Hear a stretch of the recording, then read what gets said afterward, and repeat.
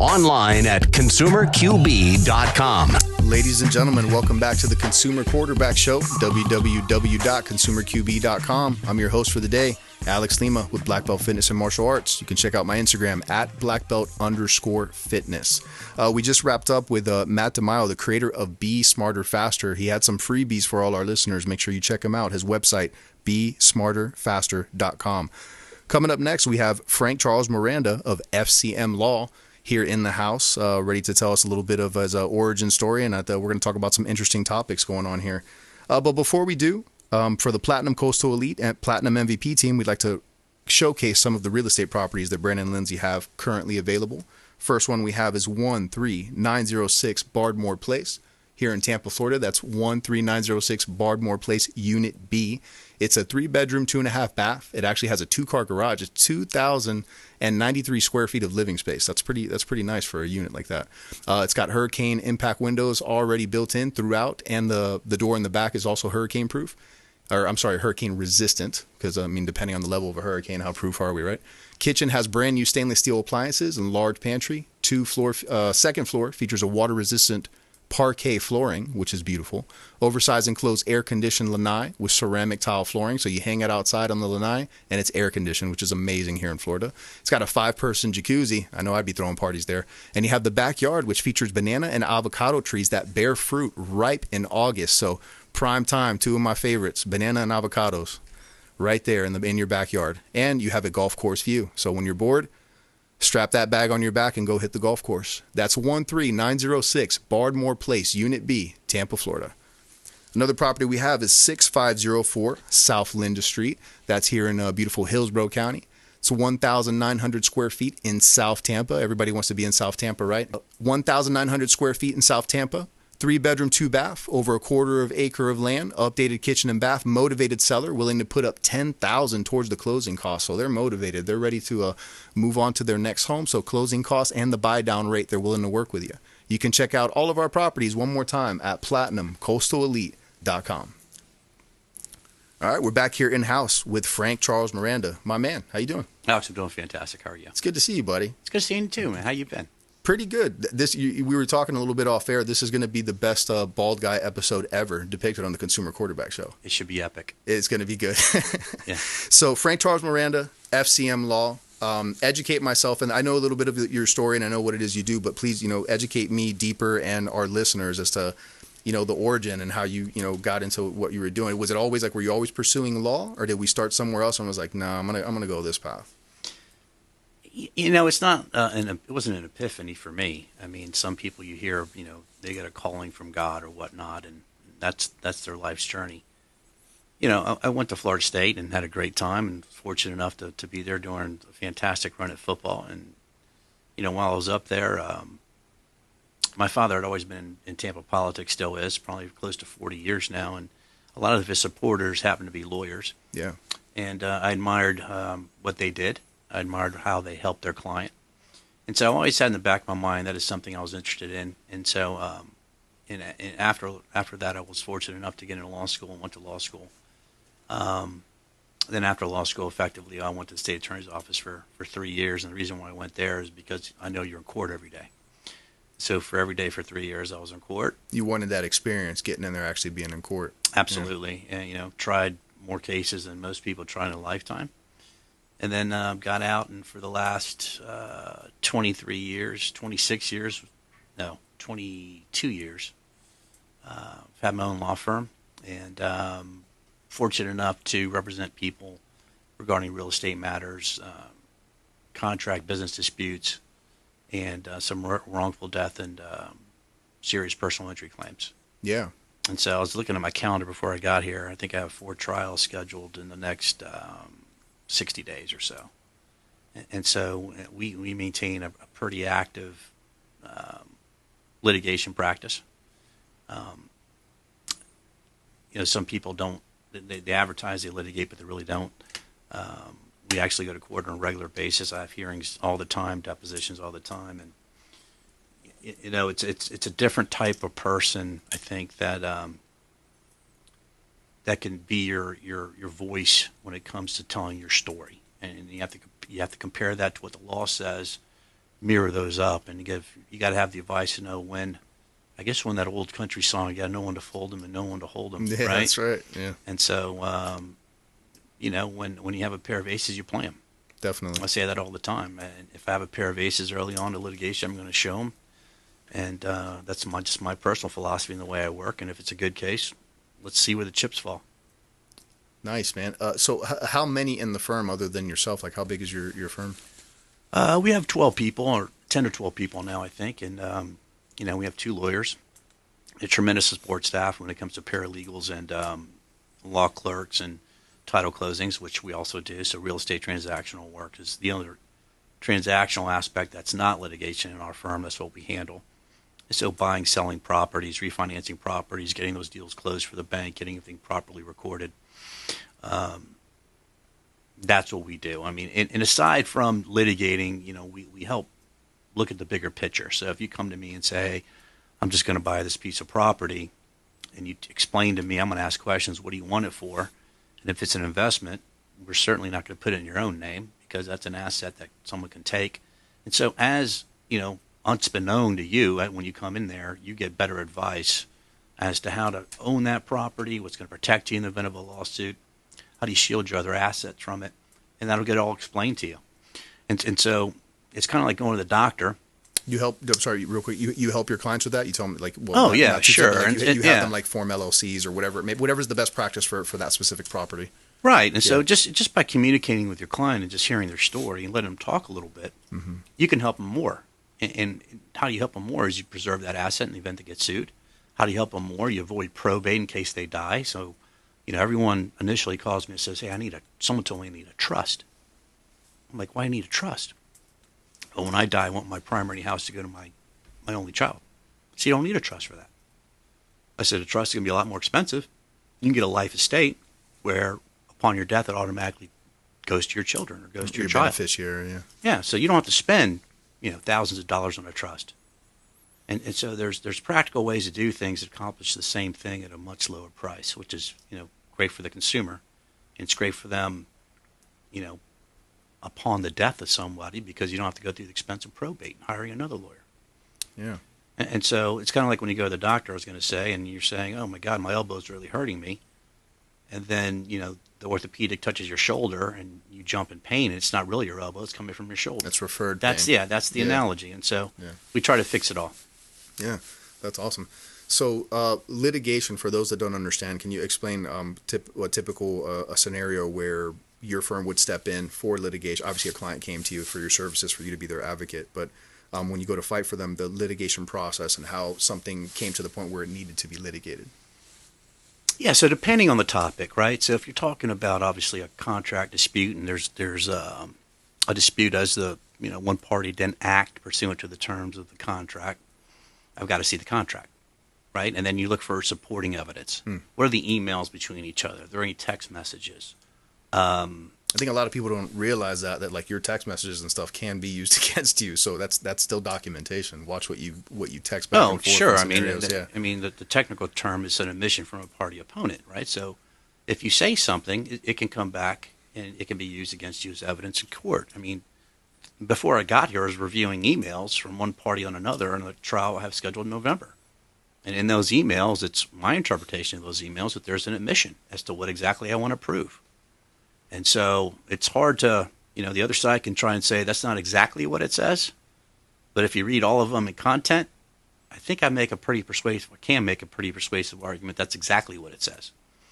And so those emails, everything you write, and if you're in a situation where you think the other side, my partner, typically it's your partner or partners, are doing X, Y, and Z that I think are wrong, you have to store and keep those emails because one day that may be evidence. Yeah, need the artillery there. Yeah, I mean, some people just delete everything and they go, well, there was an email about that. And that's great, but that doesn't help me today. Yeah. And so when you come to see me, I'm going to ask you, where are my bullets? Yeah. I mean, I got the gun. I need bullets. Yeah. And, from there on, typically once the parties agree that I'm going to represent them and they want me to represent them, then you're going to be presented with a contract for representation. And so you officially hire the law firm. And then typically 99 of the time, I'm typically the plaintiff, so I draft a lawsuit. We send it off. It gets served through a process server. The person who gets served has 20 days to respond, and then off you go. You start trying to find your evidence. Yeah. Would you say that the majority of what you send out gets settled out of court, or you end up like it's a 50-50. Sometimes you just end up just having a. No, I think the percentages are a lot higher than 50-50. Typically, when you enter into litigation, I would say probably statistically wise, statewide, 95 to 97% gets settled out of court. Really? Yeah, I mean, and even today, even with the backlog of even COVID cases, we're still seeing it. And so to get time in front of a judge is hard. And so if you want to schedule a regular hearing, and people talk about motions and hearings all the time. Let me give you an example.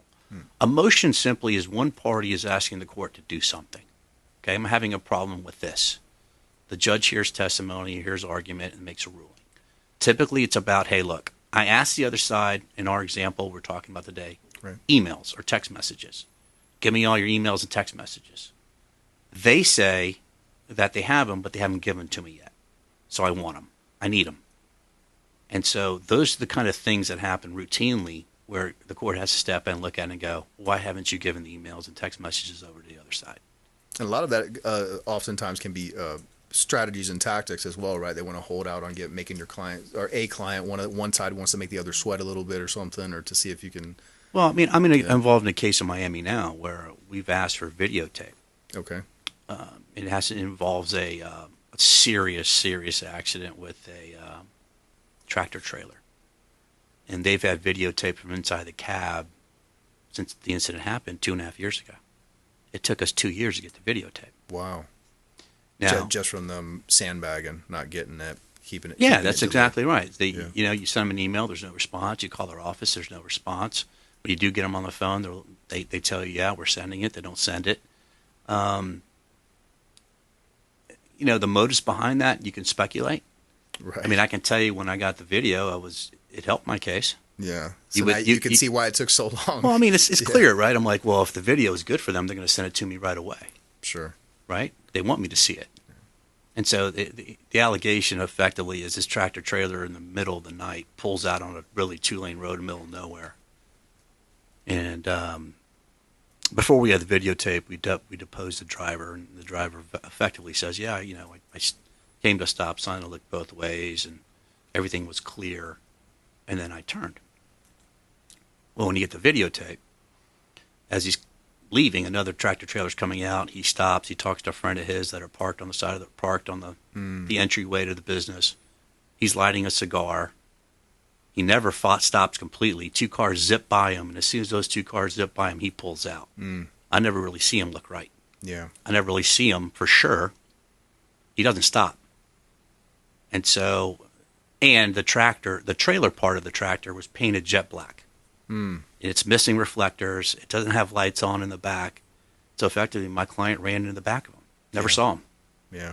And, had he not turned in front of a car in the middle of the night with a trailer that was painted dark black. Stealth. It was stealth trailer. Right. Yeah. I don't think that accident ever would have happened. Yeah. And so. And that's your argument when you take it to court. It's like, look, this is it. These are the facts. Jet black, the way, and it's like, the reality is some safety precautions and paying attention while driving, this accident probably would not have occurred. Right. And, those cases are represented by they're insurance firms, right? That's all they are. Yeah. And so I want people to know this. When you're suing someone else, the great example would be typically what you see is an auto case or a trip and fall case. The law doesn't allow the plaintiff's attorney, which is the person bringing the lawsuit, the injured party, to tell the jury that there's insurance coverage. Okay. We cannot tell them that. Okay? And why is that? Why do they say that? The thought process is if you tell the jury there's insurance, then they're more apt to forget about the facts and award the money. They become more lax in their thinking and go, well, there's insurance, just pay it out. That's the argument. I got you. But what they try and do is they walk the edge, and they almost try and create a mistrial, because they'll start the defense attorneys who are paid by the insurance companies and not selected by the person who caused the accident. They didn't pick this lawyer, the insurance company did. they'll infer that, oh my God, if you give a judgment to the plaintiff, this poor defendant's got to pay. He doesn't have to pay. Right. His insurance has to pay. As long as he has insurance, right? Obviously. Right. And no, if you don't have insurance, we're not going to spend the money to go to trial. Because you're chasing nothing. Right. You got to be able to collect. Sure. And I'll be honest. I mean, have there ever been a case that's frivolous that's filed? Of course there is. But there's hundreds of thousands of cases, that are very valid, that someone did run a red light, that did change someone's life. Oftentimes it's not that serious. It didn't change your life, but they certainly hurt them. Definitely. There's no question about it. And so, what's ludicrous is I wish people could look behind the curtain. I mean, I have people that have medical bills that are 30, 40, 50,000, and their argument is, well, those bills are outrageous. Well, the counter argument is, well, shouldn't I go to anybody I want to go see? I mean, why am I limited to a doctor that charges Medicare rates? I don't want to go to a Medicare doctor. I mean, no offense to Medicare doctors, but if you're a specialist, I'm not going to charge those rates. I'm going to charge a higher amount. Well, regardless, you should have the choice of who you have to treat you, right? and who you feel comfortable with working on you. Yeah. But now we're limited to this. The law has changed recently. And so if you're injured, let's say the doctor would typically charge you $30,000 for your services, and he did rehab and a bunch of other things. We can only show the jury what Medicare would have paid, and that's it. And so if is that just in the state of Florida, or that's a national thing? That's a thing. State of Florida just happened. Okay. And so the insurance company's got a big win there, because even when it comes to future medical expenses, okay, and this happens quite a bit. Let's say you're going to need, because of the injury, hypothetically, you got pinned underneath the dashboard, right? And your knee is destroyed.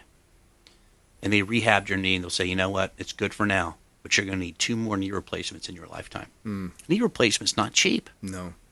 I can only show the jury the Medicare expense of that knee replacement.